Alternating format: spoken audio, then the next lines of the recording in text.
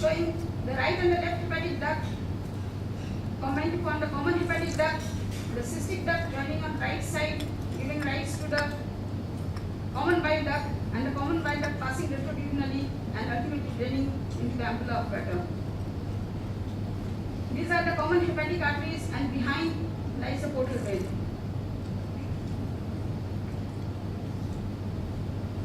And now for the classification of the biliary injury. The Strasbourg classification of injury is accepted these days. In the type 1 classification, there are leaks from the cystic duct or from the small cholecystohepatic ducts arising from the hepatic fossa. In the type B, there is occlusion of part of the biliary tree, and which is almost invariably the aberrant right hepatic duct. In type C, there is transection without ligation of the right hepatic duct leading to biliary leak. In type D, there are lateral injuries, that is incomplete injury to the major biliary duct. And type E, there is injury to the main duct, and this is further classified by Bismuth from E1 to E5. In E1, there is transection is at the level more than 2 centimeters from the confluence. E2, transection at a level less than 2 centimeters from the confluence. E3, transection at the level of confluence. E4, where the major ducts are separated at the hilum. And E5, type C plus injury at the hilum.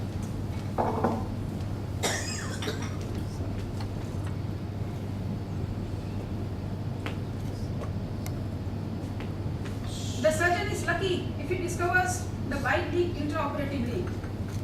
An intraoperative bile leak will be suspected when there is persistent and unexpected bile leak, if he encounters atypical anatomy, if he finds a second bile duct in the course of dissection. The examination of the specimen may provide a clue, and intraoperative cholangiography, if facilities are available, helps in diagnosis and localizing the injury and early repair. In the early postoperative period, the patients may present with bile leak which may be obvious or occult. Majority of the patients, they present with symptoms of bile leak, which may be biliary drainage from an intraoperative drain which has been left behind, or from the incision site, or it may collect within the peritoneal cavity, giving rise to biliary ascites and associated chemical peritonitis. On the other hand, the collection of the bile may be loculated and subsequently infected, giving rise to biloma or subhepatic and subdiaphragmatic abscess.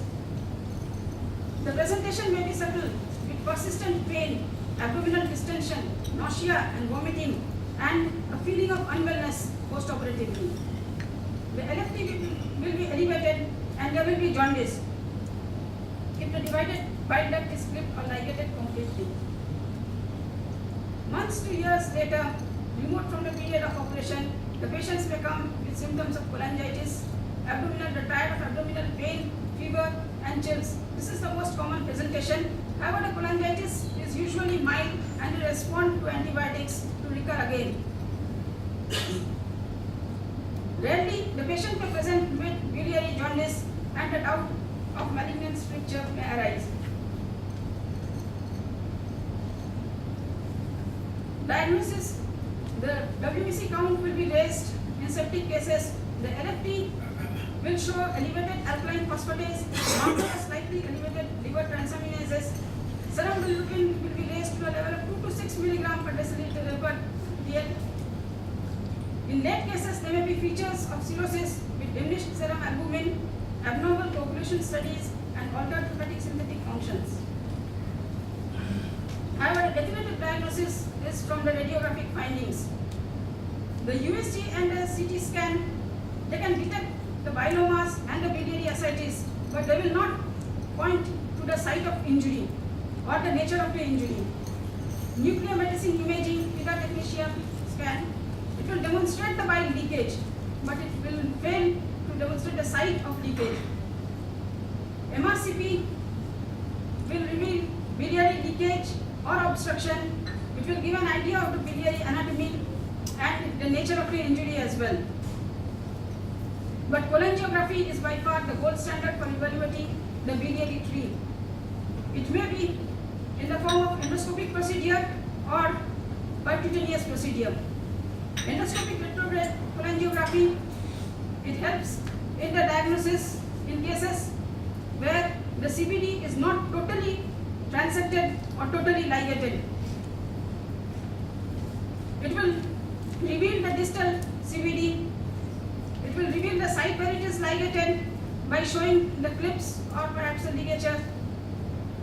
And there is the added therapeutic advantage of insertion of stents, which will relieve the patient when the transection is not complete. Percutaneous transhepatic cholangiography has its diagnostic and therapeutic advantages. It reveals the proximal biliary anatomy, the site of injury, and as a therapeutic measure, percutaneous biliary drainage catheter can be introduced to decompress the obstructed system. A stent may be introduced. Balloon dilatation may be done through the percutaneous transhepatic route as well. Both of these investing available in Calcutta? Yes, they are available. So these are the various radiological diagnostic procedures. This is the USG picture revealing pockets of bile and pus. The MRCP picture, the CT pictures. Preoperative management. It depends upon the timing of presentation. In the early postoperative period, the patient has to be stabilized. His sepsis has to be controlled by broad spectrum parenteral antibiotics. Percutaneous biliary drainage has to be done. Percutaneous or operative drainage of the bilomas may have to be done. And exploration with an attempt at repair should be avoided early after presentation of leak. This is because the surgeon will encounter dense adhesions, inflammation, the bile ducts will be decompressed, they may have retracted into the hilum, and it will be very difficult to identify these ducts and leave alone repair them. Most of the biliary fistulas, they can be controlled at least by a combination of external drainage and stenting if the transection is incomplete. But these are temporary measures.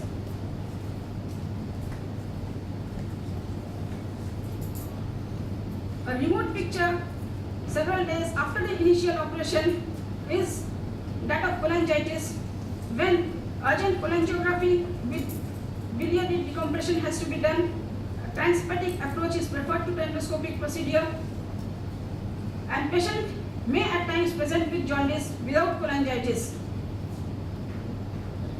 Cholangitis is rare in the early postoperative period. Operative management. The principle is re-establishing a reliable long-term conduit for the bile flow from the biliary tract to the GI tract through a tension-free mucosa to mucosa repair of a segment of uninjured bile duct. It depends upon the timing of presentation, the clinical status of the patient, the level of injury, and the type of injury. Immediate surgical repair on the occasions where the injury has been repaired intraoperatively. Biliary anatomy has to be clearly defined. The laparoscopic procedure is to be converted to open. Intraoperative cholangiography is preferable when available. If the duct that has been injured is less than 3 mm, it does not communicate with a major system or drain a large segment of hepatic parenchyma, then a simple ligation will suffice. If it is more than 4 mm in diameter, it is likely to drain multiple segments or an entire liver lobe and has to be repaired operatively. If there is partial bile duct transection that is less than 180 degree of the circumference, then a primary repair of the T-tube may be done.